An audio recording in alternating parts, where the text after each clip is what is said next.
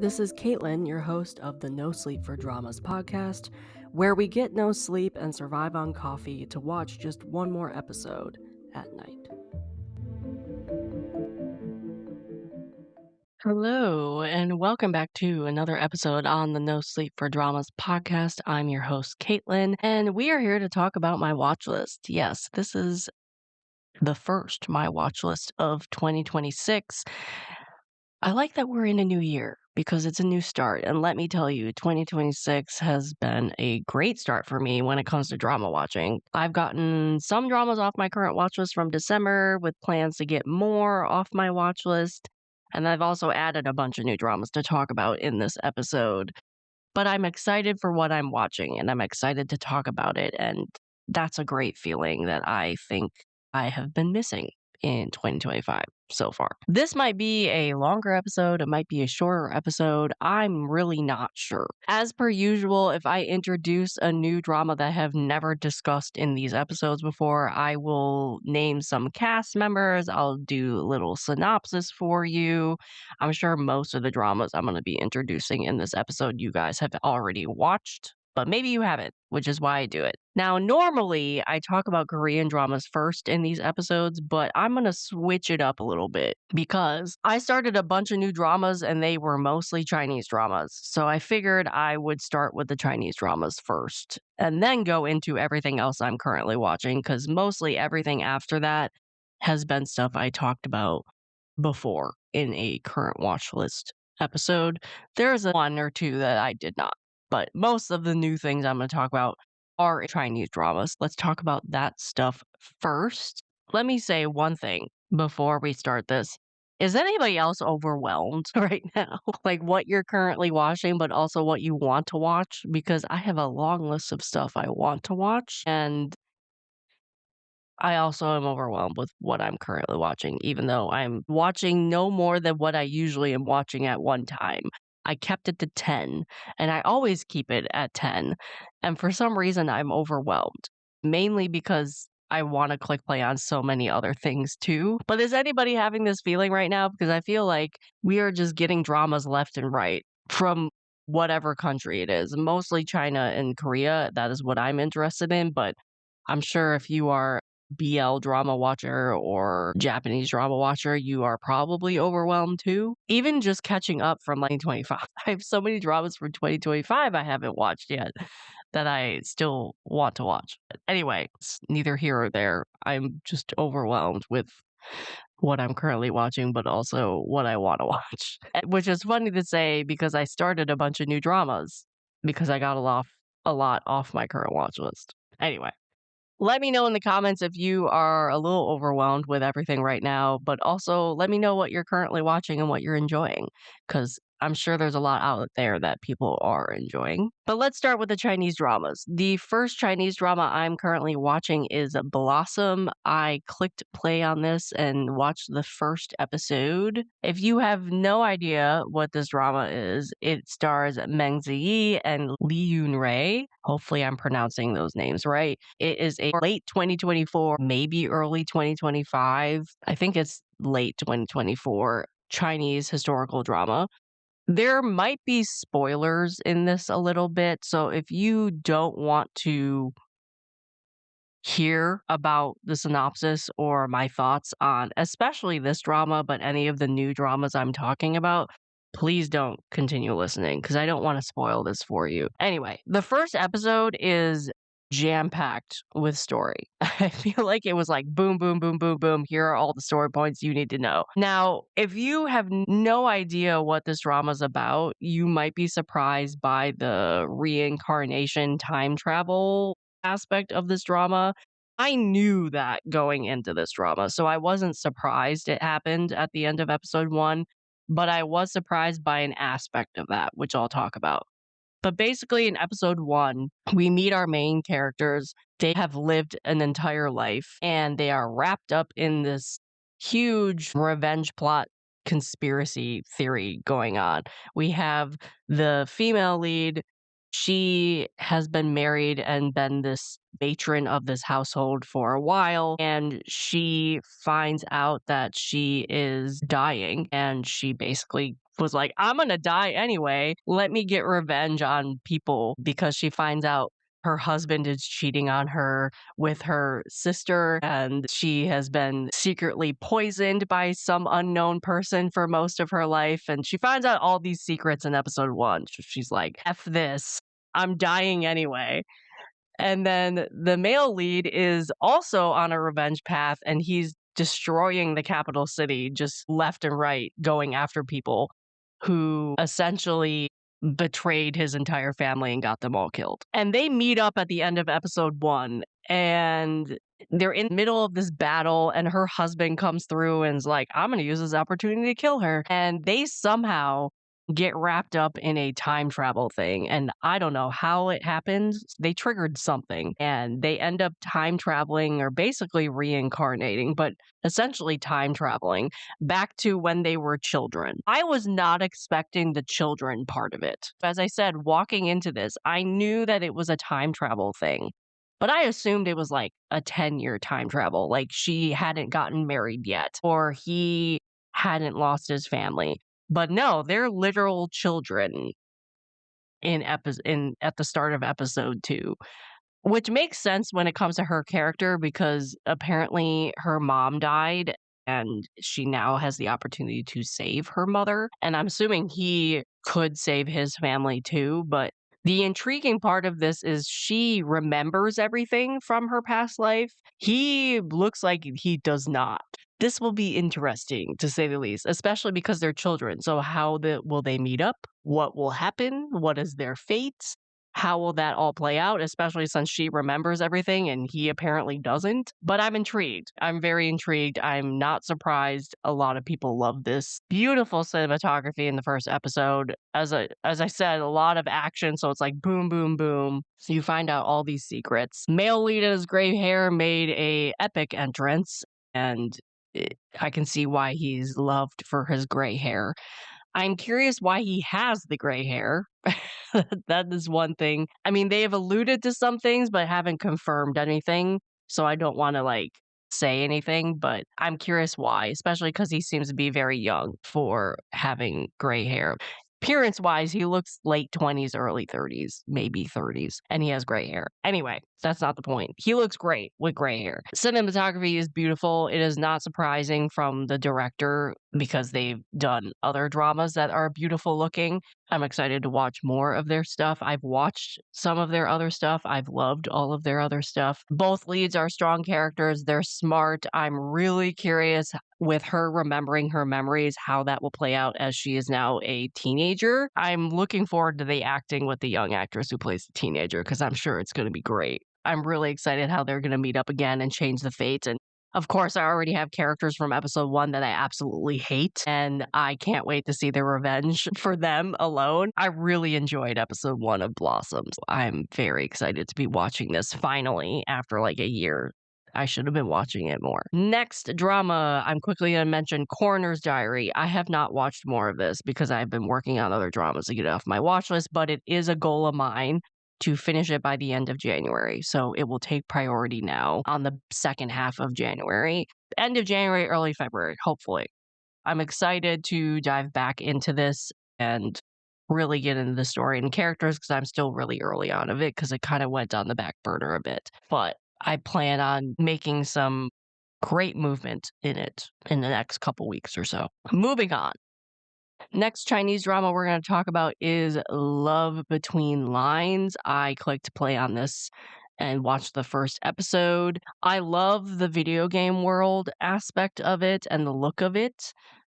If you have never heard of this, I'm sure you have because it's all over my social media. This is a January 2026 Chinese drama, iQIYI. It stars Chen Xingxu and Lu Yu Xiao. Also stars Dai Shu, Ma, and along with other people. Is still currently airing. It ends next week at some point. Again, I've only watched the first episode, but basically the synopsis of this so far is Chen Xingxu and Yu Xiao's characters.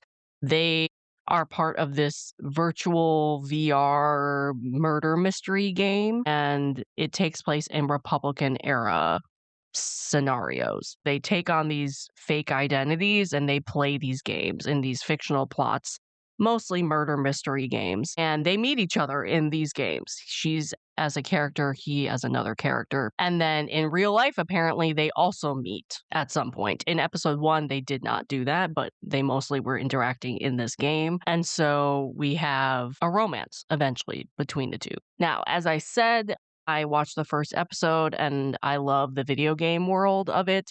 Cinematography is really pretty.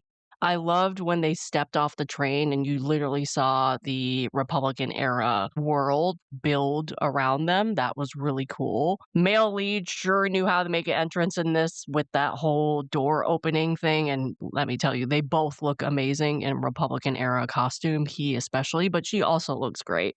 Him with that entrance in the uniform walking through this door, that was something else, I'll say. I already dislike the female lead's ex for what he did to her in the first episode. Basically, he left her at her engagement party. Didn't even have the nerve to show up and leave her in person. Literally called her and then accidentally the call went to the speaker, so basically everybody heard it. I already dislike him and I didn't even meet him yet. I'm assuming he's gonna pop up at some point. Both the male lead and female lead. I love the female lead's parents. I'm excited to see more of them. Really famous actors in their own right. I've seen them in multiple other Chinese dramas. The first episode also had some nice twists, especially with the male lead's character in the game. I just assumed he was a straightforward NPC, but some twists with his character were really nice.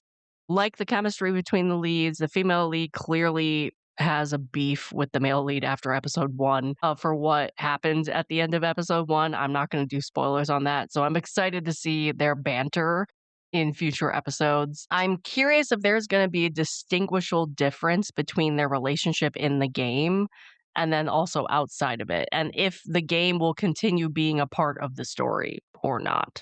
Because it was very much a part of the story, at least in episode one. So we'll see. Comedy also is pretty good for me so far. I've seen the male lead do comedy before. I haven't seen the drama itself, but the Starry Love, I've seen scenes and of him doing comedy. I know he can do comedy very well.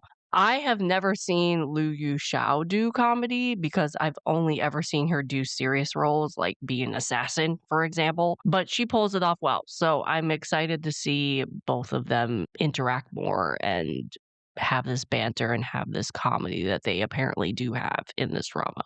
But that was Love Between Lines. Two more Chinese dramas that I clicked play on. The Mirage. This is a Chinese drama that airdropped at the end of December, and it caught my eye for two reasons. One, it has a very unique storyline, and two, apparently it's pretty good from what little I've seen of people talking about it. Not a lot of people are talking about it or did watch it, but apparently it is very good in terms of the ratings and everything. I got curious and I clicked play.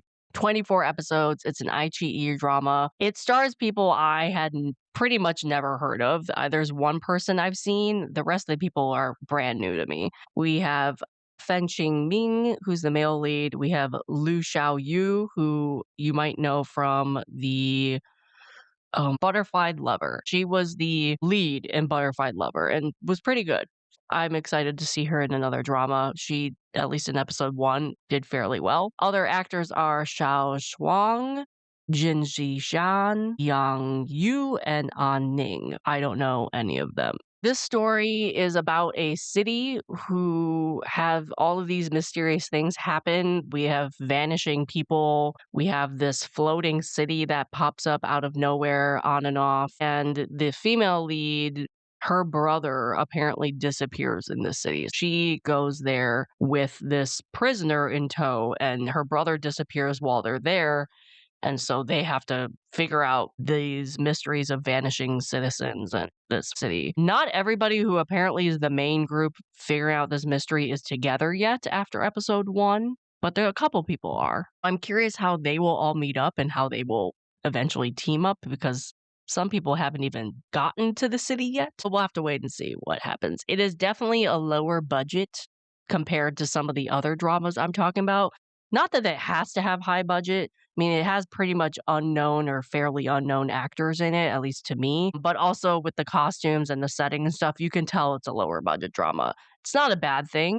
Be warned, it's a lower budget drama. It does have an intriguing setup for a mystery. I'm gonna not take this drama seriously though. Like, it's not that type of drama. It's not like a uh like I don't know, Longest Day in Chang'an type of drama. It's one where you kind of just watch to be entertained. You don't do analysis. I'm curious about the Mirage, for example, like this floating city. Is it a mirage or is it more like a sci-fi thing where it could be an alien ship or something?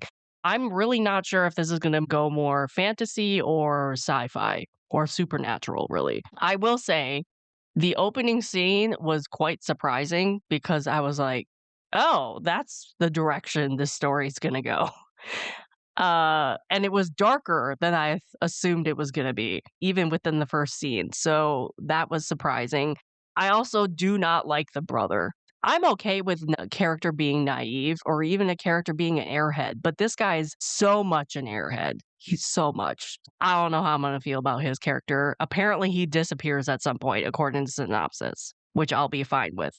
But he's a real airhead to the point where it was like, that's too much. But I'm intrigued by this. I think the story is gonna be really unique. I heard it gets better and better as you watch it. I'm definitely gonna click play on more of that. And the last Chinese drama I'm watching is The Vendetta of On. It is now complete, so I clicked play on the first episode. If you guys have no idea what this is a late 2025 drama. It ended in the end of December, 28 episodes, Yoku, but you can watch it on Netflix as well. It stars Cheng Yi, and then we have Lu Yi Jun, who's a pretty well-known veteran actor, Wan Jin Sung, who's also a veteran actor, and then we have actors like Shu Lu, Zhao Qi, Tong Men Shi. You will recognize a lot of people in this cast. Now, I'm not gonna read the synopsis word by word from MDL on this because there's a lot of names and there are a lot of backstories. I'm just going to try and summarize it, at least from the first episode. Apparently,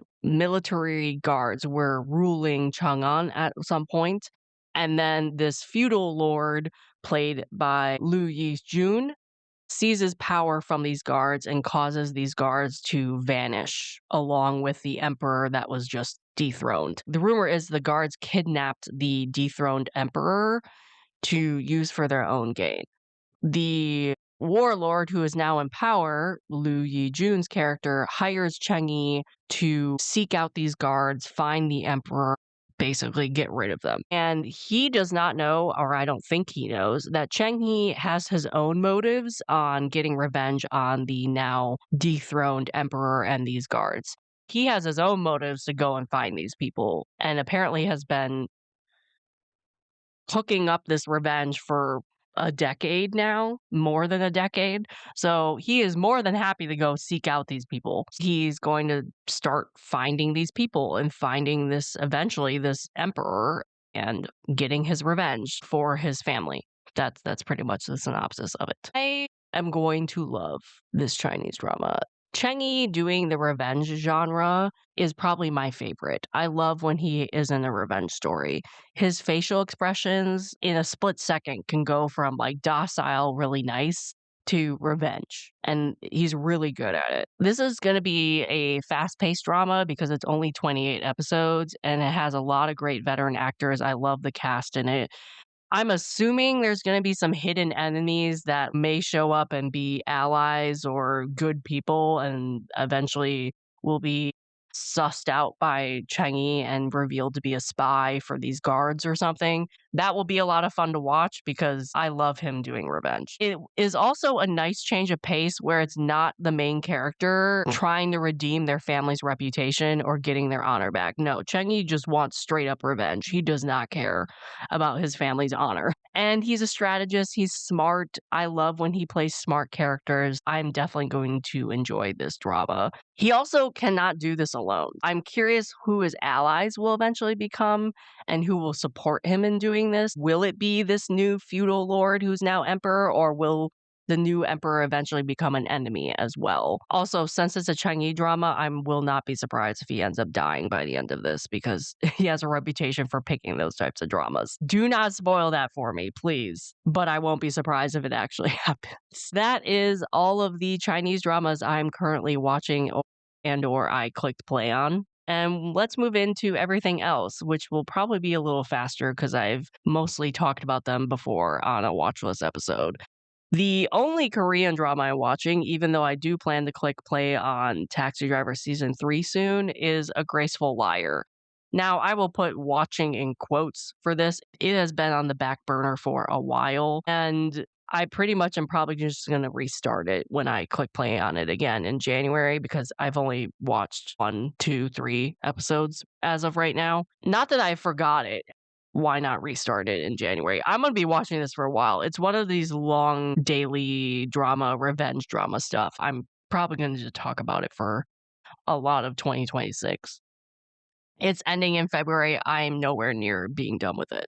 That is the only Korean drama I'm watching. And again, quotes around watching because I have not been watching it. I've been watching other stuff. I am watching 2 Korean variety shows, though. One I recently clicked play on, and another I've been watching for a while and will probably be watching for a while. Now, last night I clicked play on Culinary Class Wars Season 2 because it is now ended. I can now binge it. I was not about to try and watch this as it aired like I did with Season 1 because those cliffhangers were atrocious to have to live with. But now I get to watch this and I get to binge it, and I'm so excited.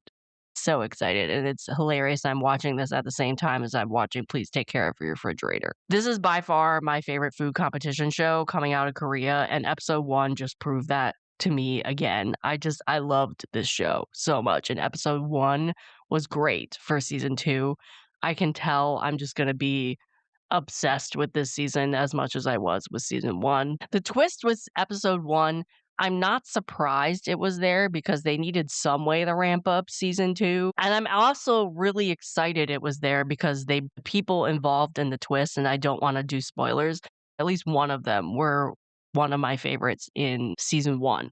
I was really excited to see that twist. Hopefully, my favorite gets past the first round. We'll have to wait and see. I already do have a favorite too, and I'm so excited she got past the first round. I also already cried in episode 1, which is not surprising because season 1 I cried so much, especially as the episodes went on. Do not watch this show hungry. Do not watch Culinary Class Wars hungry. The dishes look amazing. The talent is there. I'm so excited to be watching this show again. One thing I will say that is a huge difference with season 2 from season 1 that I don't hate, but I dislike. I wish it was different. I feel like in season 1, when you got to the Black Spoons, the larger group, you really felt that they were underdogs. They were like mom and pop cooks, grandmas cooking in like a country restaurant for years. The cooks that did not go to school, did not learn anything professionally, like those types of cooks, right? I feel like in season 2, you have a lot of famous cooks in the Black Spoons, and I don't know if I like that. I'm not saying I'm an expert in the Korean food scene or anything like that, but I even recognized some of these more famous chefs in the Black Spoons. Once these Black Spoons were revealed, and other Black Spoons commenting saying, like, that guy could have been a White Spoon. That guy is a Michelin star himself. Like, why is he in the Black Spoons? I don't know if I like that because I like cheering for the underdogs and I want them to actually be the underdogs. So it is not surprising, my favorite is pretty much an unknown chef, a neighborhood chef who is known in her neighborhood and not a Michelin star chef. I don't know if I like that difference because you even had one of the Black Spoon chefs who is famous in Korea, apparently, say in an interview, I applied to be a Black Spoon for the challenge because I wanted to compete, which is a valid reason. But he literally said the show asked him to be a White Spoon and he decided to be a Black Spoon. I don't know if I like that. I want them to be underdogs. Also, the White Spoons, there's some really famous chefs this season and I'm excited to see them compete as well. Like the monk. I love watching the monk cook. I've seen her on other shows and I like her a lot. I don't know. Last season, my favorite was actually the White Spoon from day 1. he was a favorite of mine, but now I have a favorite who's a black spoon right now. We'll see what happens, but that is one thing I'm like, I don't know about Culinary Glass Wars Season 2. Other variety show I'm watching is, of course, as I said, Please Take Care of Your Refrigerator Season 2. I pretty much probably should just dedicate a day a week that I watch this show and maybe the daily drama because I'm going to be watching this show for a while. It's ongoing show. It has new episodes every week and I'm behind on it already. I just love food variety shows. I'm probably just gonna be watching this show for 2026 just as I was with 2025.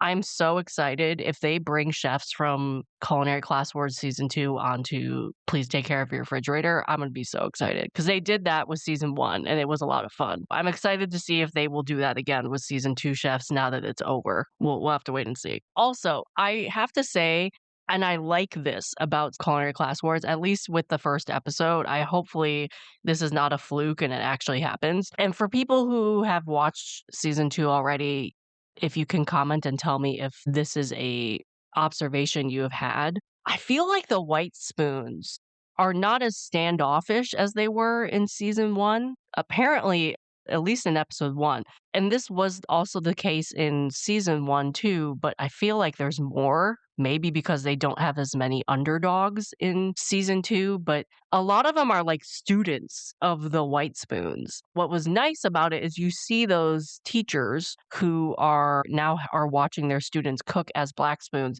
like cheering them on and actually be encouraging and cheering on the Black Spoons competing and really enjoying watching them cook. And I feel like with season 1, they were a little more standoffish, and I like that change. Yes, it's a competition, and yes, you want to have a healthy competition, but it's also really nice to see these famous chefs generally caring about other chefs in the Black Spoons and giving their encouragement and cheering them on. I liked that change for sure from season 2. I hope to see more of that in season 2. But those are the 2 variety shows I'm watching. And then lastly, we'll talk about the 2 Japanese shows I am still currently watching as well. I managed to get some of the Japanese dramas that I talked about in December off my current watch list, but I'm still watching 2. I will finish both of them by my next current watch list episode for sure. First one, of course, is Learning to Love. I am still very early in this Japanese drama. I've only watched 2 more episodes from the first episode that I watched in December. Female lead has grown on me. I think I just am not going to like her as much as the male lead. And maybe it will be another episode and then that might change, but she's still very prickly to me. And I don't know what it is. I think it also depends on the scene because as the teacher scene, she's still very prickly, but every time she's with the male lead, I like her more. Maybe the male lead just brings out the best in her, I'm not sure, but I like them when they're together, at least like her when she's with him more. She also definitely deserved better than her fiance. Her fiance needs to go. Her fiance is trash, and I need her to realize that. But I'm definitely more drawn and more intrigued by the male lead and his backstory than I am with her. It's not like I hate her or anything. Compared to the male lead, I think I like the male lead more. We learn a little bit more about him and his current life in episode 2, but the drama is definitely taking its time pulling back those layers on his character slowly. But I love the scenes when she's teaching him and they're together up on the rooftop. Those are some of the best scenes. And I think those scenes is where they both truly shine in this drama. And I'm excited to see more of that. And her being less prickly. Even from episode 1 to episode 2, she's still prickly in episode 2, but not as prickly as episode 1. In episode 1, I was like, whoa.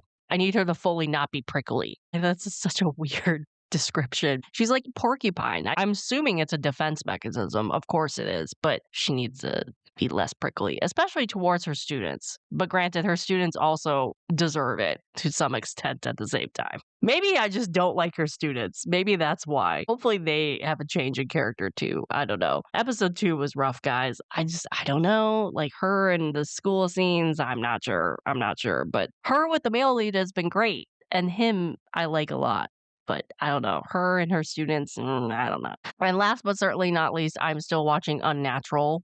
This is the corner Japanese drama. I love this drama. I've watched a couple more episodes. I can see why it is one of those famous Japanese dramas. I am very curious how the Chinese drama remake is gonna compare to this because this is a special type of Japanese drama. I love the message within it. I've loved the cases. I've loved the characters, except for one. There's one character that I'm like, I don't like you. At least after episode 2. And speaking of that character, I'm not gonna reveal spoilers, but not to toot my own horn or anything, but I was right.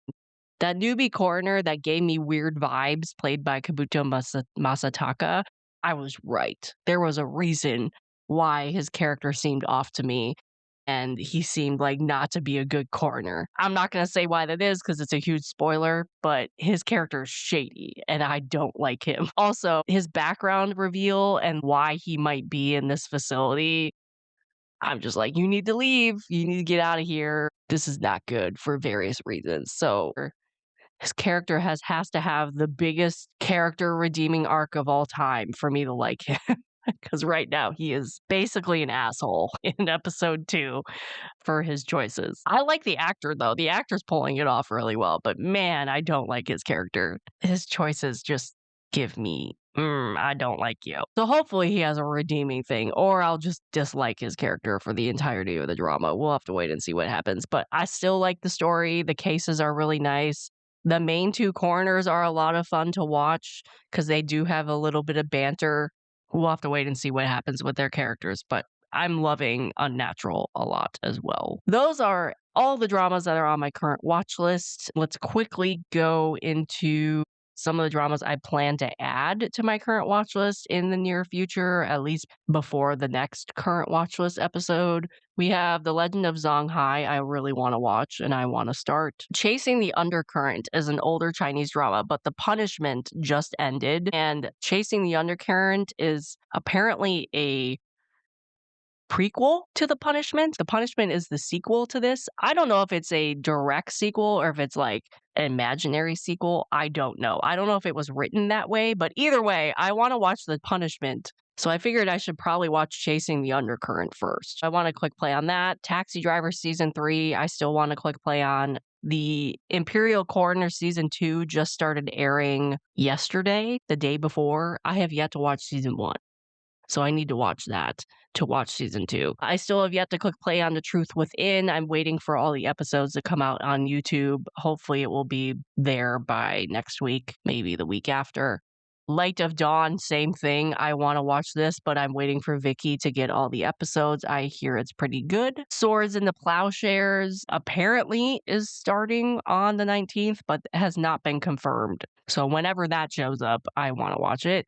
Glory ends in February 2nd or something, or maybe it's already ended. Either way, I plan to watch Glory eventually. The only other K-drama that really caught my eye so far for February is The Art of Sarah. That trailer looks intense, and I love the 2 leads, and I can't wait to watch. It's 8 episodes. There's also Honor that I really want to watch in February, but I don't know if it will be anywhere. Right now, it doesn't have a streaming site. There's also a Disney Plus drama. I can't remember the name of it, but again, if that doesn't show up on Hulu, I can't watch it. But we'll talk about that in my wrap up episode if I can remember the title and figure out if it's confirmed for Hulu or not. But those are some of the dramas I plan to start in the near future. There's some movies I plan to watch in January as well, do the podcast episodes. I'm going to have a lot to talk about in my wrap up episode because I finished a lot of stuff in January as well. But that is everything I'm currently watching. That is my January 2026 currently watching episode. Let me know what you guys are currently watching in the comments, and also let me know if you're overwhelmed by dramas right now, because I for sure am. But thank you for listening, and I will talk to you soon. If you want to continue the conversations about dramas that were started in this episode, you can find me on Instagram, TikTok, and Blue Sky under the username No Sleep for Dramas. That is No Sleep, the number 4 dramas, just like in the title of the podcast. This podcast is also an expansion of my blog, so you can visit my blog at www.nosleepfordramas.com, the number 4 dramas.com, and find multiple years of blog posts already available at your fingertips. All links are in the description of this episode. Finally, Please give this podcast a like or a follow wherever you listen to the podcast. Leaving a comment or a review also helps a lot. We love hearing ideas and feedback from all of you. Share the podcast with your friends as well. Thank you for listening.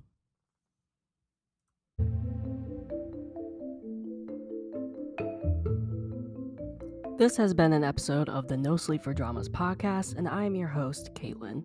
I will see you here next time, and I hope you get no sleep chasing the next episode just like me. Good night.